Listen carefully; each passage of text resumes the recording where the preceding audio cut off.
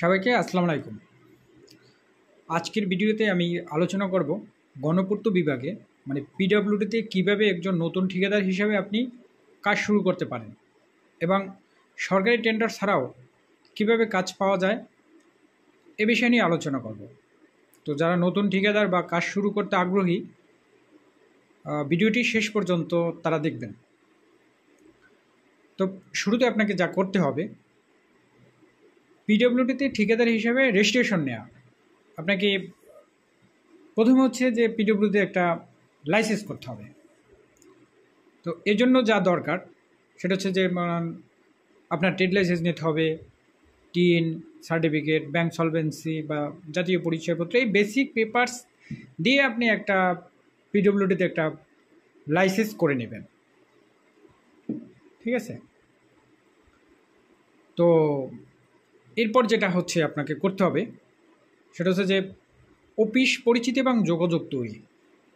আপনাকে কিন্তু অফিসের সাথে একটা ভালো একটা লবিং তৈরি করতে হবে। যেমন গণপূর্ত অফিসের এস্টিমেটার আছে, এইচডি মানে সাব ডিভিশনাল ইঞ্জিনিয়ার, এক্সএন, এরপরে হচ্ছে এক্সিকিউটিভ ইঞ্জিনিয়ার সহ সংশ্লিষ্ট ব্যক্তিদের সাথে ভালো সম্পর্ক তৈরি করতে হবে। আপনি নতুন ঠিকাদার বলে পরিচয় দিতে হবে, আপনি ছোটোখাটো কাজ করেন,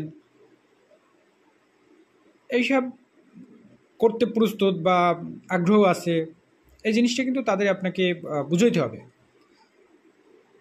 তো যেসব কাজ জরুরি বা দ্রুত করতে হয় সেসব নন টেন্ডার ওয়ার্ক আপনার হাতে আসতে পারে। আপনি যদি ওইভাবে তাদের সাথে একটা গুডউইল তৈরি করতে পারেন।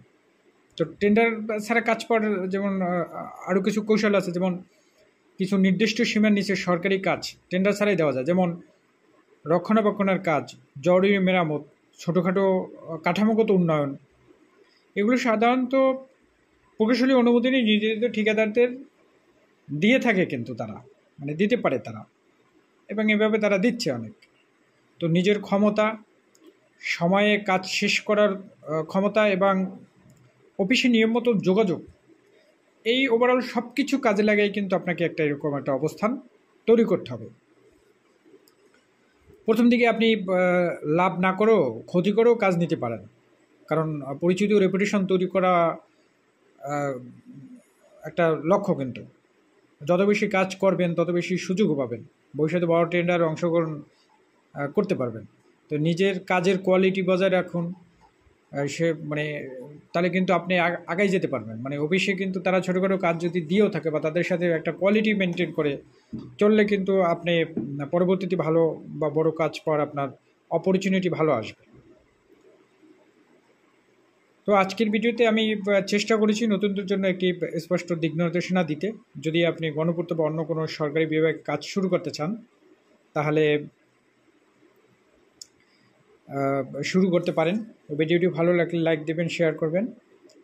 তো গণপূর্ত লাইসেন্স বা টেন্ডারে অংশগ্রহণ বিষয়ে যদি আপনাদের যদি কোনো ঝামেলা মনে হয় তো নিচে দেয়া হোয়াটসঅ্যাপ নাম্বারে আপনি যোগাযোগ করতে পারেন। সবাই ভালো থাকবেন। আল্লাহ হাফেজ।